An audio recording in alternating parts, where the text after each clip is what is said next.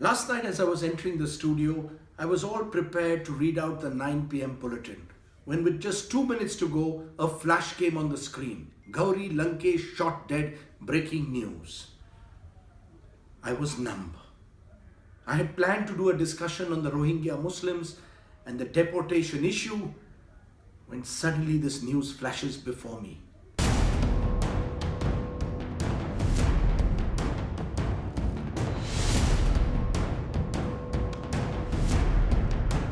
A murder in cold blood that has paralyzed Bengaluru and shocked the country. Gauri Lankesh, one of Karnataka's best-known journalists, pumped with bullets in the darkness outside her home. What happened on Tuesday night? How was Gauri Lankesh murdered? On Tuesday evening at 7 p.m., Gauri left her newspaper office at Bengaluru's busy Gandhi Bazaar area. She went straight home, reaching at the ideal home layout in the upscale Raja Rajeshwari Nagar about an hour later. Gauri had installed 4 CCTV cameras in her house, 2 in the front, 1 in the basement, and 1 in the backyard. Gauri had reason to be on the alert. Police sources say that Gauri had mentioned to her family that she suspected people wandering near her house. The house had a vacant plot behind it, with vegetation, a possible hiding place for Gauri's killer. At 8 p.m. on Tuesday, Gauri Lankesh reached her home.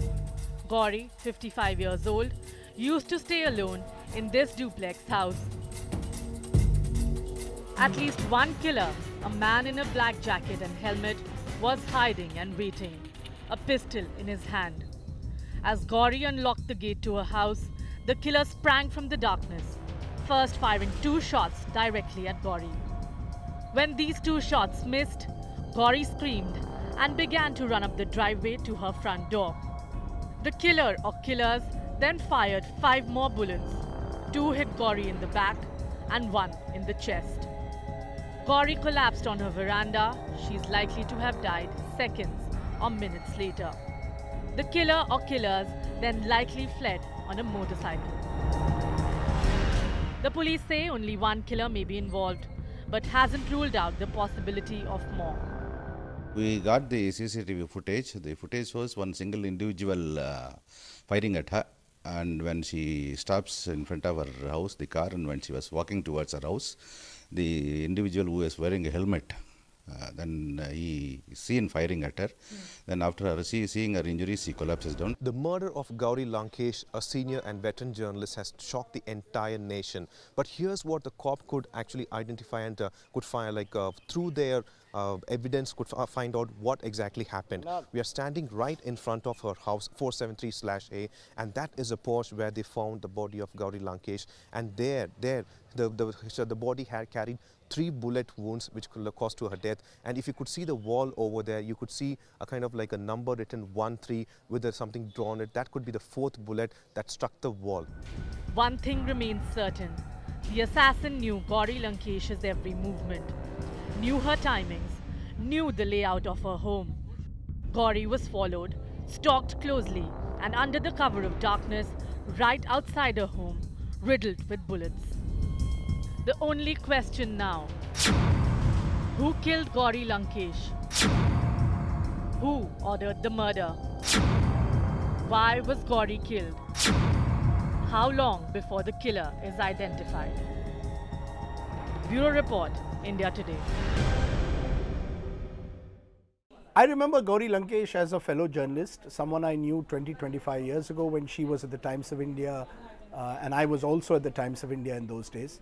And since then we kept in touch through different fora, including most recently WhatsApp, where she would furiously WhatsApp when she saw a debate, liked something, didn't like something, was angry about something.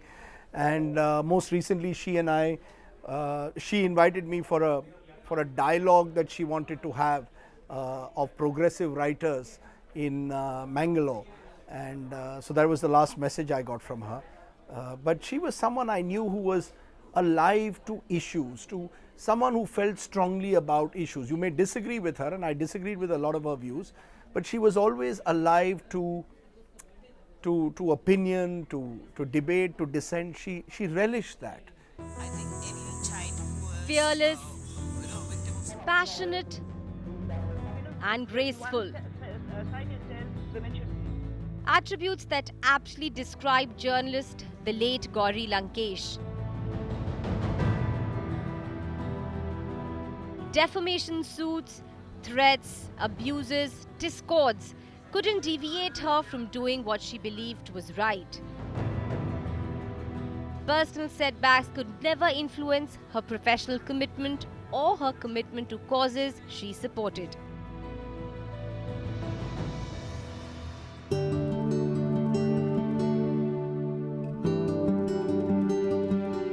Born in 1962, Gauri Lankesh was the daughter of journalist, poet turned filmmaker and founding editor of the Kannada weekly Lankesh Patrike. Hers was a Lingayat family, but she was vocal against the caste system. Influenced by her father, she became one of the boldest critics of Hindutva and right-wing politics. She started her career with the Times of India in Bangalore before moving to the capital. She deftly moved between print and broadcast, English and regional languages.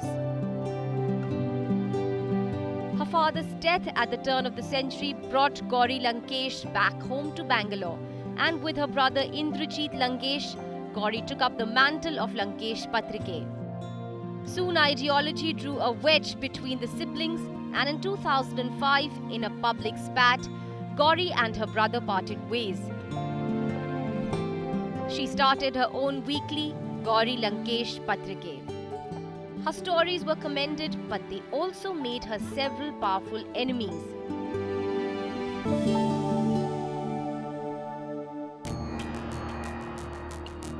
An intrepid Gauri Lankesh hit the headlines when she interviewed Naxal ideologue Saket Ranjan, who was hiding in the Kundrimukh forests where he was later gunned down.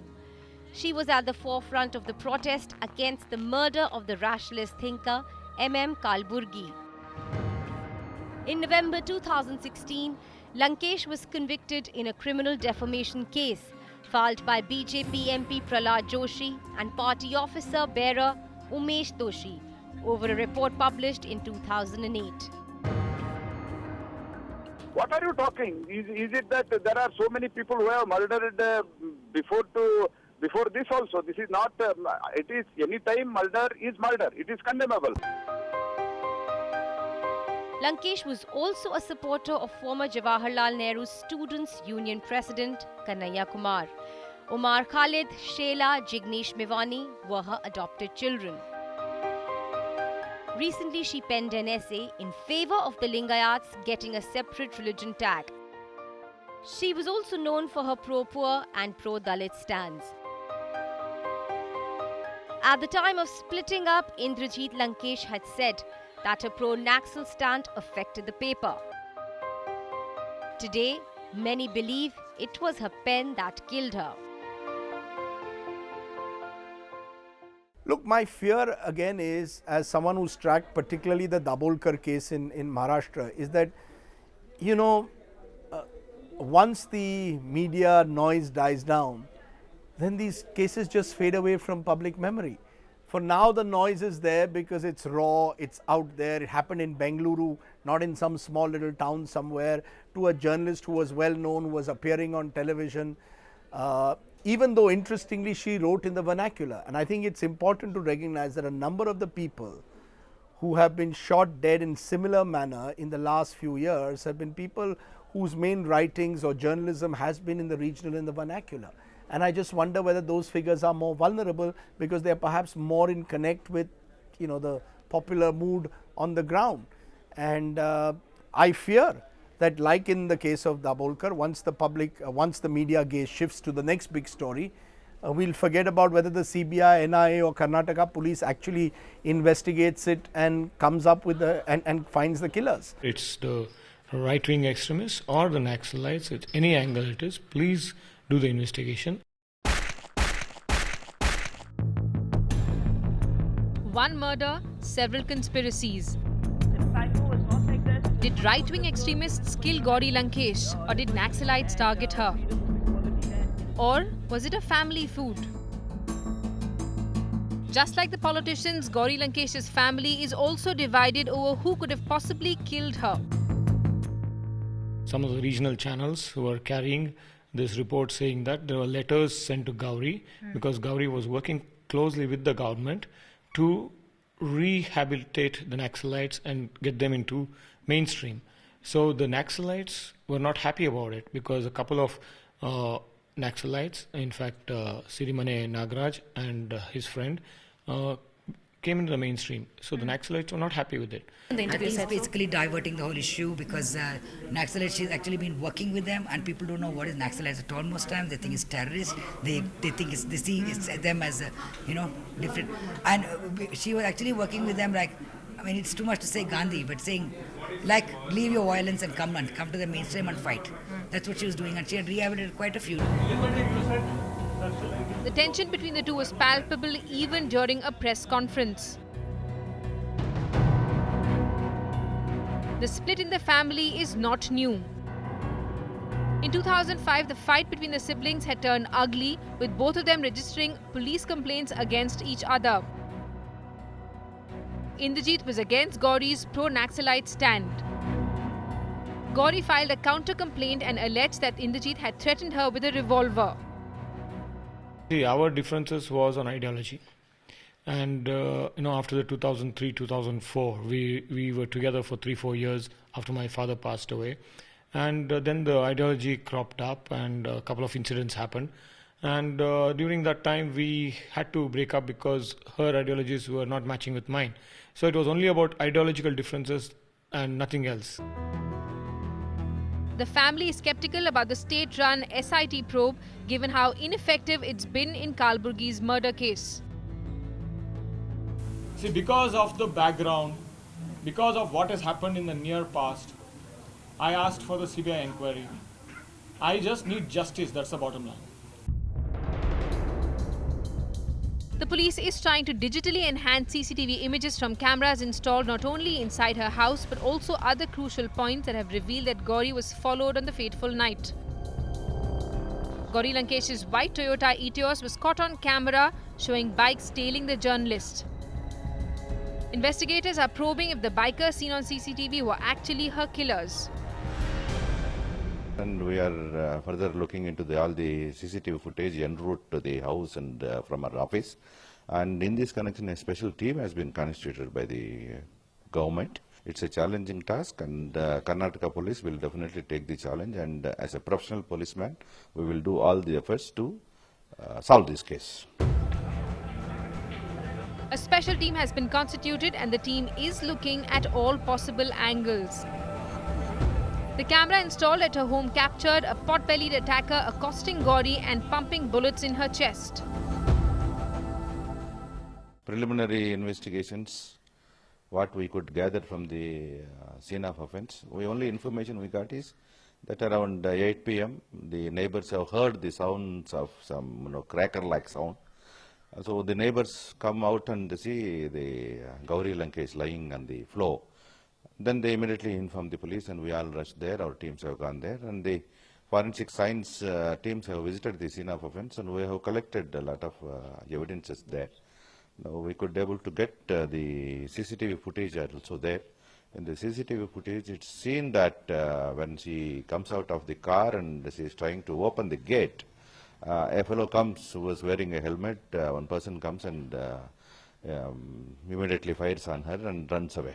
One fellow is seen firing at her. There were 4 rounds of firing has taken place, but after which only three rounds have hit Gauri Lankesh. Because of the gunshot injuries, she died there. Enough of this speculation as to who killed Gauri. I want to know who killed her, and whoever killed her should be convicted and should be made an example so that it doesn't happen again.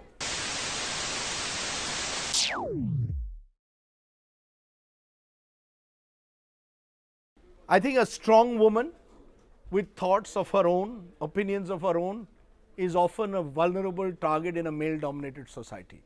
Men don't particularly like women who express their opinion freely and frankly. So I think strong women are targets. I think regional journalists are targets because they have their ear to the ground. And I think those who have dissenting opinion in this sort of new nationalist, anti-national narrative are also soft targets.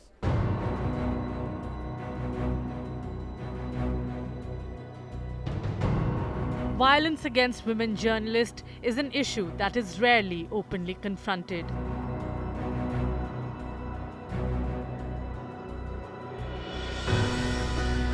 Mona El-Tahawi had both arms broken by the Egyptian military police as she covered the political crisis in Tahrir Square in November 2011. Riyot Alemu, columnist for Ethiopian newspaper Fateh, was sentenced to 14 years in prison in September 2011, accused by her government of conspiracy to commit terrorist acts and participation in a terrorist organization.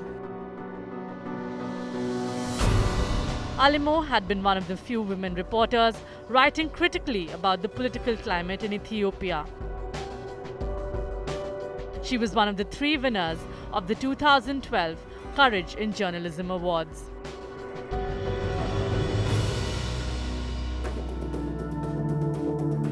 It is estimated that till 2013, 21 journalists have been killed in Russia since President Vladimir Putin came to power in March 2000. No one has been convicted and sentenced for the murders in majority of these cases.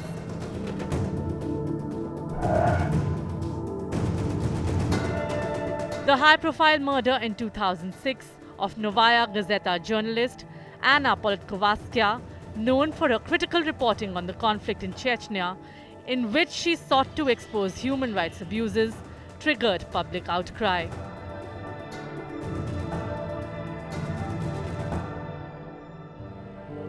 Closer to home in Pakistan, a 24-year-old journalist, Zeenat Shehzadi, was on her way to work on 19th August 2015 in Lahore when she was abducted by armed gunmen. She has not been seen or heard from since. A freelance reporter, Zeenat is thought to be the first female journalist in her country to have been forcibly disappeared. She was hot on the trail of a story, tracking the events that led to the disappearance of Indian citizen Hamid Ansari in Pakistan in November 2012 when she fell off the map.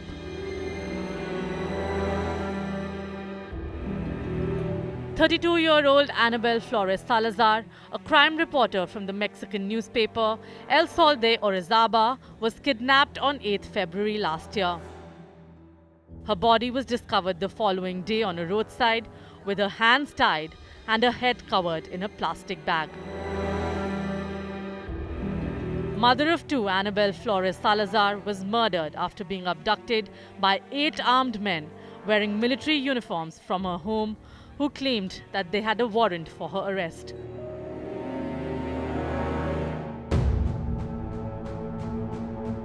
In August this year, the headless torso of a 30-year-old Swedish journalist was found on a beach south of Copenhagen. Swedish journalist Kim Wall went missing on 10th August. She was a freelance journalist who had written for The Guardian, New York Times and South China Morning Post. She disappeared during a trip on a civilian submarine, the Nautilus, with its inventor Peter Madsen. She had been researching a feature about him and the Nautilus he had built in 2008 with crowdfunding. After failing to return from the trip, police arrested Peter Madsen, who first claimed he had dropped her safely near Copenhagen, but later said she had died in an accident and he had buried her at sea. 10 days later, her beheaded torso was found.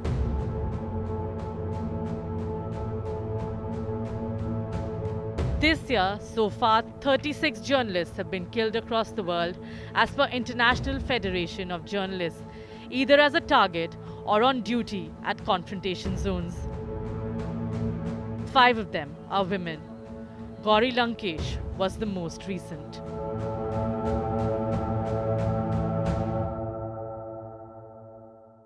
Look, I think it's very clear that what, as I said earlier, troubles me the most is this growing unwillingness to have a dialogue. Samvad. The basis of our society is dialogue. Someone may have an opinion which is completely contrarian to yours. Does that mean that I isolate, ostracize, and worse still, put a bullet through the head of that person? I may disagree with your opinion, but that does not mean that I can legitimize violence. The legitimization of violence and hate is what is troubling me. You know, when I call someone anti-national, I'm spreading hate. I'm spreading poison. I call someone a terrorist supporter. I call someone anti-Hindu. I mean, I think this is unacceptable. In my worldview, this is completely unacceptable. I believe the time has come for dialogue to be restored, for sanity to be restored. And if there is no dialogue, no sanity, and this atmosphere of intolerance and hate is allowed to breed and proliferate, my fear is there will be more Gauri Lankeshes. First, it was Narendra Dabolkar. Next was Govind Pansare.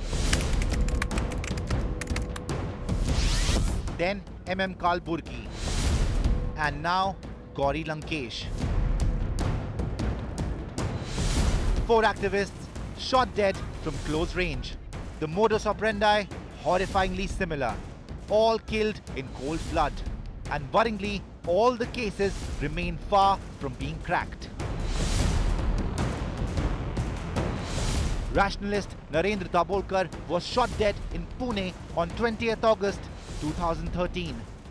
Dr. Dabolkar had barely walked on this bridge on that day when 2 of the unidentified motorcycle-borne assailants attacked him from a point-blank range. Now it's been 4 years, but still this important case remains unsolved. For 3 years, probe agencies groped in the dark. In 2016, CBI identified 2 members of fringe group Sanatan Sanstha as prime accused. The 2, however, remain at large, away from the law. Dabholkar, पानसरी, Kalaburagi इनके हत्यारे ना मिलना, उसके बारे में जो नाकामी है कांग्रेस और बीजेपी के शासनों की, उसका इससे बहुत गहरा ताल्लुक है. Govind Pansare was shot dead on 16th February 2015, like Lankesh, by 2 bike-borne assailants. घरात घुसून मरतात म्हणजे मारतात म्हणजे त्यांना भीतीच राहिलेली नाही कायद्याची ना भीती ना समाजाची भीती किती वाईट प्रकार निंदनीय प्रकार आहे हा मी तर म्हणते की समाजामध्ये याची खूप मोठी प्रतिक्रिया होऊन जनसागर असा उसळला पाहिजे SIT is investigating the case. 2 suspects from Sanatan Sanstha, Virendra Tavade and Sameer Gaikwad were arrested and charge-sheeted. While Sameer was granted bail in 2016, SIT filed a supplementary charge sheet against Tavade.